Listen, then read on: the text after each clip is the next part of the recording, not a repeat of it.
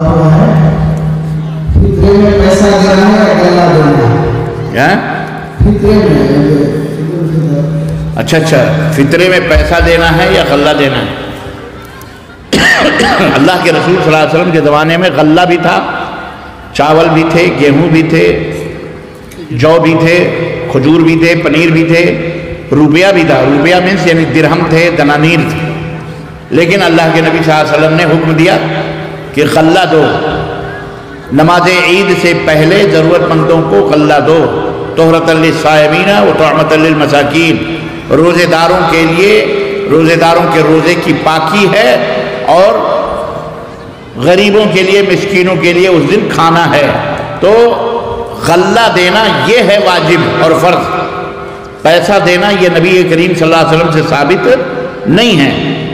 درہم تھے، آپ کہہ سکتے تھے 2 درہم دے دو، 3 درہم دے دو، لیکن آپ صلی اللہ علیہ وسلم نے اس کا حکم نہیں دیا، آپ نے غلہ نکالنے کا حکم دیا، تو غلہ آپ نکال کر کے دیں۔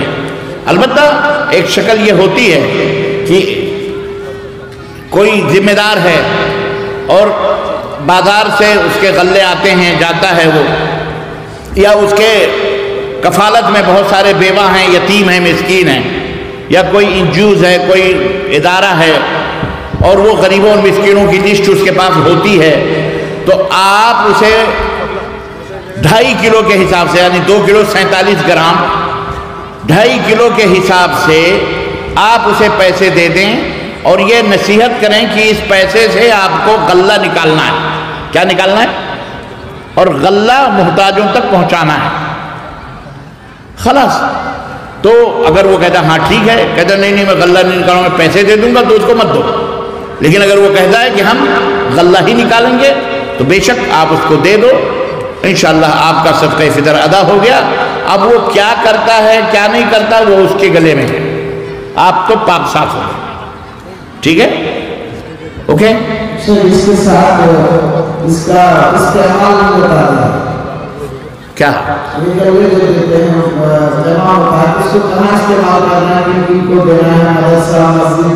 اب میں نے ایک شکل تو یہ بتایا میں نے کہ کوئی ذمہ دار وہ لے کر کے اور وہ غریبوں مسکینوں میں دے دے۔ دوسری شکل یہ ہے کہ آپ خود غلہ لے کر 10 کلو 20 کلو جو بھی آپ کے گھر کا نکلتا ہے، آپ کے پڑوسی میں غریب مسکین رہتے ہیں، آپ ان کو دے دیں، یا جس کو آپ جانتے ہیں ان تک پہنچا دیں، اس کو رات کو دن میں جب بھی۔ تو آپ انفرادی طور پر بھی دے سکتے ہیں اور اجتماعی طور پر بھی، اگر گاؤں کے مکھیا ہیں، پردھان ہیں، کوئی ہے، جمع کرتے ہیں اور پھر لے جا کر کے وہ دے دیں آپ ان کو اور وہ غریبوں تک پہنچا دیں، الحمدللہ۔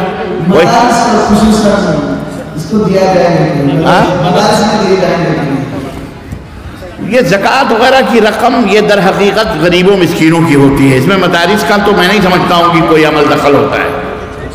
مدارس وغیرہ کا اس میں یہ اس دن غریبوں مسکینوں کے لیے کھانے کے لیے ہے، وہ آپ اس میں دے دیں۔ یہ بات ہے، بعض اہل علم نے کہا کہ وہ مدارس جس میں مسکین لوگ طلبہ رہتے ہیں اور ان کے کھانے پینے کا انتظام نہیں رہتا ہے، یا تو اسی صدقہ اور خیرات سے ہوتے ہیں، تو وہ بھی مسکین ہیں، پڑھ رہے ہیں، تو وہ زیادہ محتاج ہیں، تو ان کو بھی آپ دے سکتے ہیں انشاءاللہ تعالیٰ، وہ بھی خیر ہے۔ لیکن اس میں مالدار بھی رہتے ہیں، تو مالداروں کے لیے کھانا جائز نہیں، وہ صرف مسکینوں کے لیے کھانا۔